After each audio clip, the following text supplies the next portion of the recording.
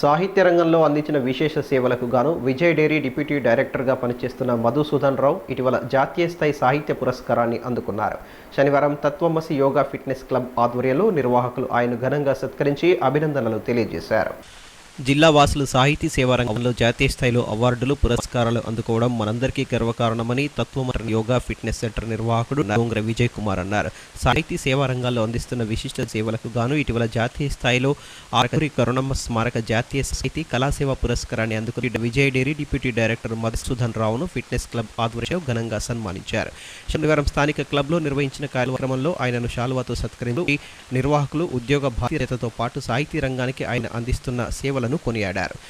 ఈ కార్యక్రమంలో fitness club సభ్యులు తిరుమలేష్, భీమ్సేన్ రెడ్డి, అమరేందర్ రెడ్డి, సాయినాథ్ తదితరులు పాల్గొన్నారు.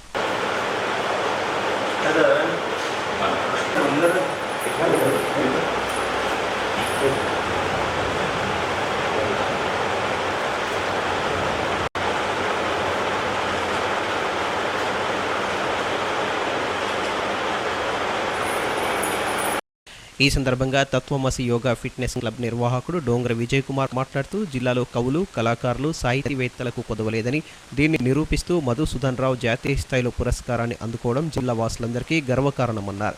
ఓవైపు ఉద్యోగ బాధ్యతలను సమర్థవంతంగా నిర్వహిస్తూనే మరోవైపు సాహిత్యంపై అభిలాషలతో పలు విధాల సేవలు అందిస్తూ ఆ రంగానికి తలమానికంగా నిలుస్తున్నారని కొనియాడారు. ఆయన భవిష్యత్తులో మరిన్ని పురస్కారాలు అందుకుని సాహిత్య రంగంలో మరిన్ని ఉన్నత శిఖరాలకు చేరుకోవాలని ఆకాంక్షించారు. ఈరోజు మేము తత్వమసి ఫిట్నెస్ క్లబ్ యోగా సెంటర్ నందు మాతోటి ఎంతో సౌమ్యంగా ఇంకా మృదువుగా అసలు జ్ఞానం యొక్క భండాగారం, జ్ఞానం యొక్క డిక్షనరీ మా మధ్యలో ఉన్న విషయము మాకు మొన్ననే తెలిసింది. ఎప్పుడైతే జాతీయ స్థాయిలో పురస్కారం అవార్డు అందుకున్న మధుసూదన్ సార్ గారికి అడగడం జరిగింది.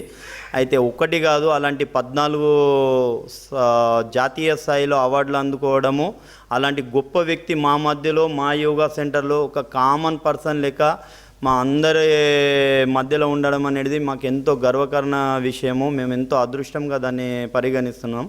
అందులో భాగంగానే ఈరోజు చిన్నగా సన్మాన కార్యక్రమం మేము పెట్టుకున్నాం యోగా సెంటర్లో.